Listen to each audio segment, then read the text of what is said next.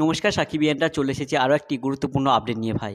আজ আমরা কথা বলবো আমাদের কিং খান মেগাস্টার সাকিব খানের বরবাদ সিনেমা নিয়ে।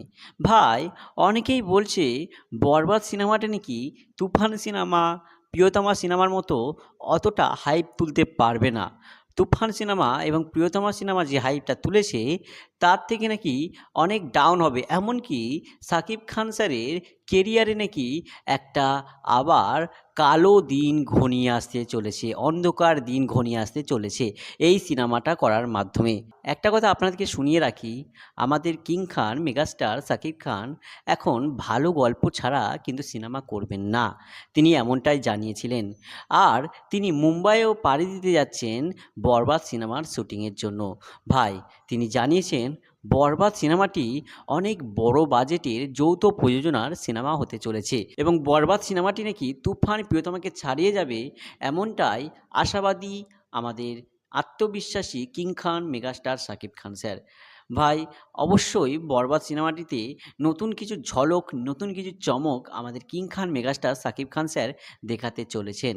আর সেই জন্যই তিনি কিন্তু বরবাদ সিনেমাটি সিলেক্ট করেছেন, কেননা আর যা তা বস্তা পচা সিনেমা কিন্তু তিনি করছেন না, এটা অলরেডি তিনি জানিয়ে দিয়েছেন। আর সেইভাবেই তিনি কিন্তু এগিয়ে যাচ্ছেন।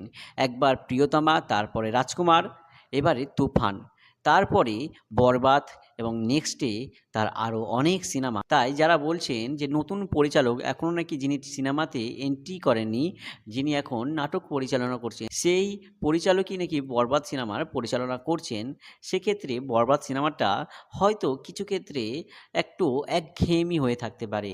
ভাই, তাদের উদ্দেশ্যে বলছি ভাই, বরবাদ সিনেমাটা তুফান প্রিয়তমাকেও ছাপিয়ে যাবে ভাই। বরবাদ সিনেমা তুফান প্রিয়তমাকেও ছাপিয়ে দেবে ভাই। এটা যৌথ প্রযোজনার সিনেমা, বিগ বাজেটের সিনেমা, ভালো গল্পের সিনেমা। আর ভালো গল্প না হলে সাকিব খান স্যার নতুন সিনেমা করছেন না। ভাই, আমরা সাকিবিয়ানরা অন্তত আশা রাখি যে বরবাদ সিনেমার মাধ্যমে সাকিব স্যার আমাদের নতুন ঝলক দিতে চলেছে। দেখা হবে পরবর্তী আপডেট নিয়ে।